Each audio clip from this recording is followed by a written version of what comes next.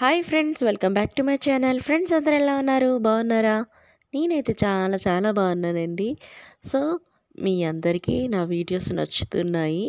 నచ్చినందుకు చాలా చాలా థ్యాంక్స్ అండి.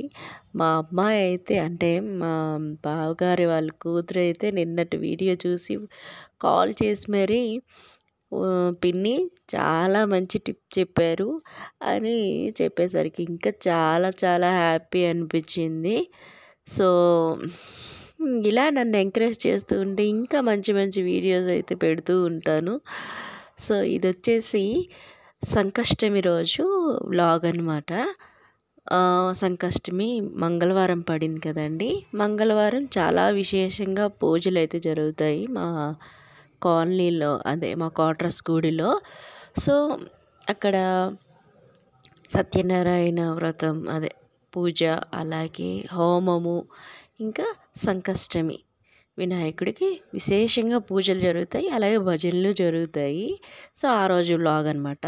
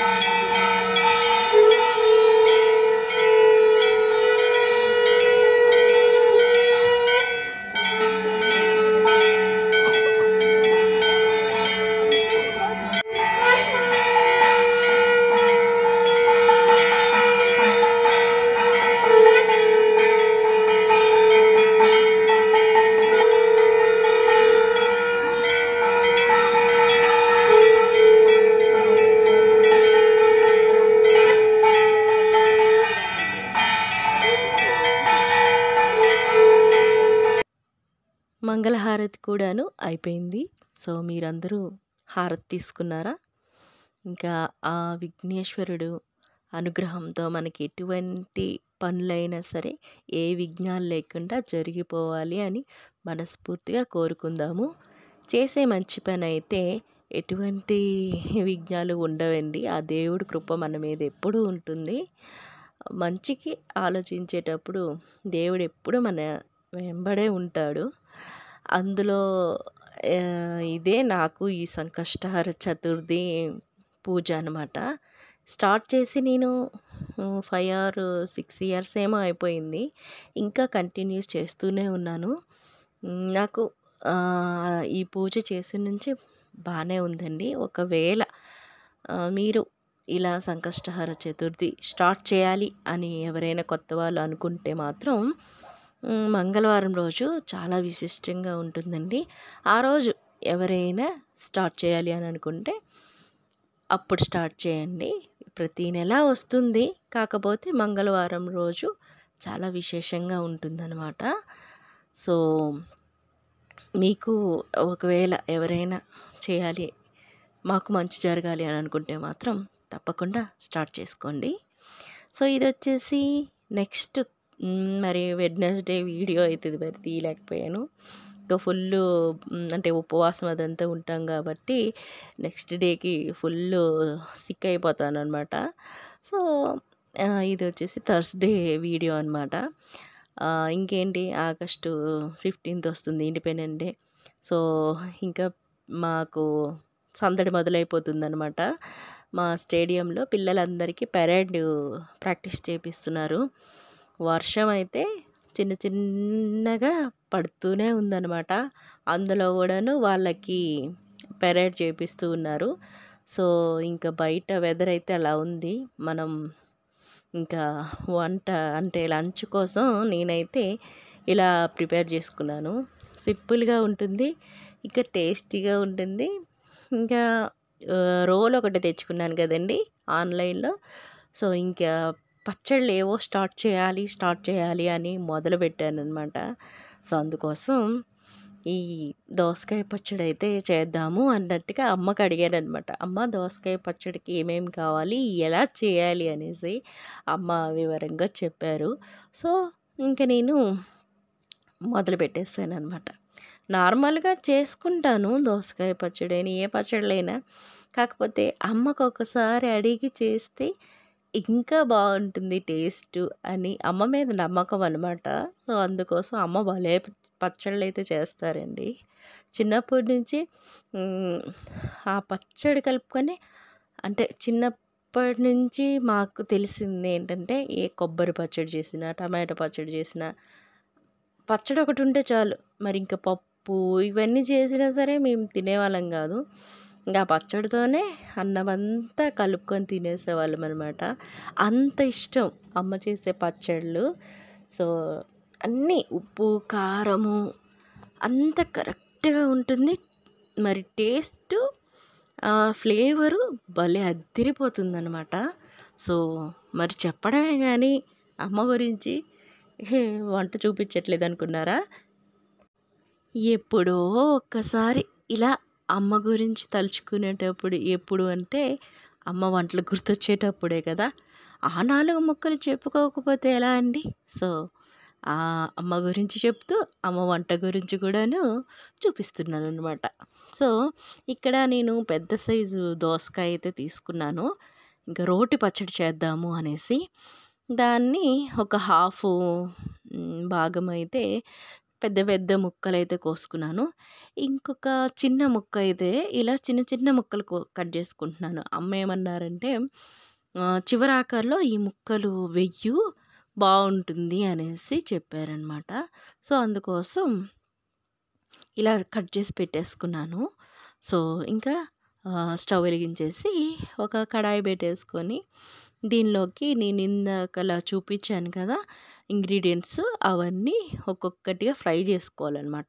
ఏంటి అంటే ఒక టేబుల్ స్పూన్ శనగపప్పు, ఓ టేబుల్ స్పూన్ మినపప్పు, ఓ టేబుల్ స్పూన్ ఇది ఏంటి పల్లీలు, అలాగే జీలకర్ర ఒక చిన్న స్పూను ఇవన్నీ మంచిగా ఫ్రై చేసేసుకోవాలండి. కొంచెం కలర్ మారేంత వరకి. ఇలా మారిన తర్వాత నువ్వులు కూడా వేసి ఫ్రై చేసుకోండి. ముందే వేసేసినట్లయితే మాడిపోయే ఛాన్సెస్ ఉంటుంది కాబట్టి కొంచెం ఫ్రై అయిన తర్వాత ఆ నువ్వులు వేసుకొని నువ్వులు కూడా కొంచెం చిటపటలాడిన తర్వాత ఇంకా తీసేయాలన్నమాట. అదే ప్యాన్‌లోకి ఒక స్పూన్ ఆయిల్ అయితే వేసుకొని ఒక 7 వరకి ఎండుమిరపకాయలు వేసి కొంచెం ఫ్రై చేసేసుకోవాలి. ఎలా అంటే కొంచెం కలర్ మారేంత వరకి ఇలా ఫ్రై చేసుకున్నట్లయితే మనం రోట్లో వేసుకోగానే కొంచెం అదే నలిగిపోతాయన్నమాట. పొడిగా మారిపోతాయి. సో, అందుకోసం ఫ్రై చేసేసుకోవాలి. అలాగే ఫ్లేవర్ కూడా బావుంటుంది.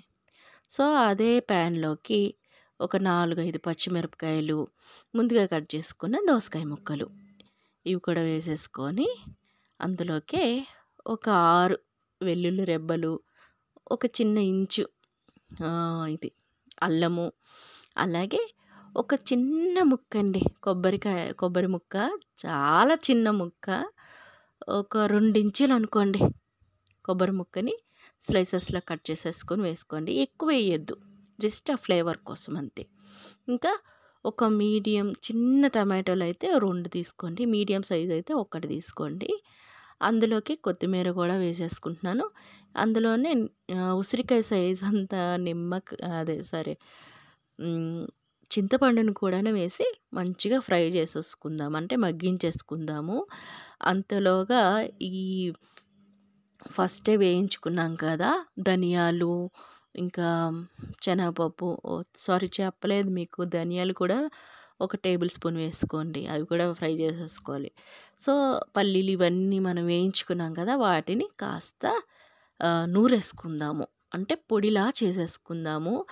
అయితే నేను ఫస్ట్ టైం కదండి, నాకు మా అమ్మ చేసినంత ఫాస్ట్గా అయితే ఈ రోట్లో రావట్లేదు. సో ఏదో ఒకటి ట్రై చేద్దాము. ఇలాంటి అమ్మ వాళ్ళ రెసిపీలు మర్చిపోవద్దు. పిల్లలకి రుచి చూపిద్దామన్న ఉత్సాహంతో ఈ రోల్‌నైతే తీసుకున్నాను. కాబట్టి ట్రై చేద్దామని ఈ రోకళ్ళు కూడా తీసుకున్నానులెండి.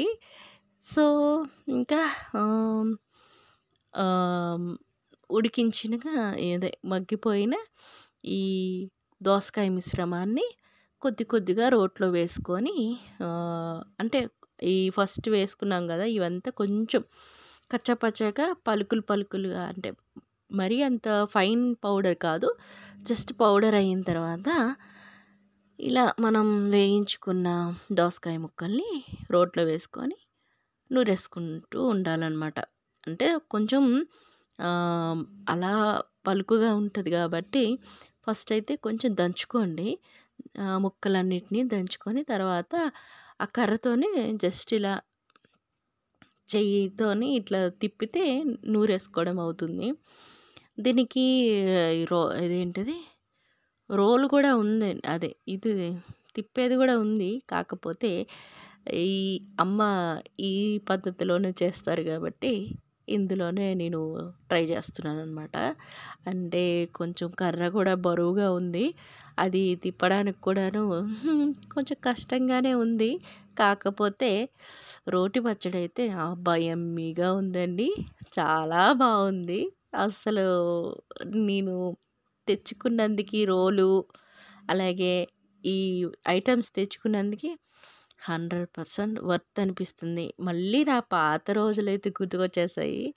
అంత టేస్టీగా ఉందనమాట. సో నేను చేసిన మిస్టేక్ ఏంటి తెలుసా అండి? వేడి వేడిగా ఉన్నప్పుడు వేసేసేయడమే. అదే నేను చేశాననమాట. అంటే తొందర ఎక్కువ అనమాట. తొందర ఎందుకు అనంటే ఆల్రెడీ లంచ్ టైమ్ అయిపోతుంది. మిక్సీలో అయితే సెకండ్స్‌లో తిప్పేయొచ్చు. ఇదేంటంటే రోకలి కదండీ! అలా పొడి అవ్వడమే ఒక 10 నిమిషాలు అలా పట్టేసిందనమాట. ఇవి దంచుకునేసరికి టైం ఆల్రెడీ అయిపోతుంది. ఆయన వేరే వచ్చేస్తారు. నేనేదో పెద్ద వేడి వేడి అన్నంలో కలుపుకుంటారు అన్నట్టుగా చేస్తున్నాను గానీ టైం వేరే అయిపోతుంది. భయం గూడా వచ్చేస్తుంది. ఒక పక్కన భయం వచ్చేస్తుంది. ఒక పక్కన ఇది అవ్వట్లేదు, నలగట్లేదు. టెన్షన్ వచ్చేస్తుందనమాట. సో అందుకోసం వేడివన్నీ వేసేసి గబగబా చేసేస్తున్నాను. ఒకవేళ మీకు వీలుంటే కొంచెం టైం తీసుకొని అవి చల్లగా అయిన తర్వాతే ఇలా వేసుకొని, ఎందుకంటే అవి రుబ్బేటప్పుడు అంటే దంచేటప్పుడు మొహం మీదకు తుల్లుతున్నాయి అనమాట. సో కాబట్టి కేర్ఫుల్. ఓకేనా? సో ఫైనల్‌గా రుబ్బేసుకున్నానండి. అంటే నూరేసుకున్నాను. మీకు ఒకవేళ ఇలా రోటి పచ్చడి ఫీలింగు రావాలి, టైం సేవ్ అవ్వాలి అనంటే జస్ట్ మిక్సీలో కొంచెం అంటే బ్లెండ్ చేయండి. బ్లెండ్ చేసేసి ఇంకా ఈ రోట్లో వేసుకొని నూరేసుకోండి. పిచ్చోళ్ళు కాకపోతే అంటే రోటి పచ్చడి ఎలా అయితుంది అని అంటే టైం సేవ్ చూసుకుందాము అనేసి అంతేనండి. ఇంకా ఈ సలహా ఇచ్చింది మరి ఇంకేం కాదు.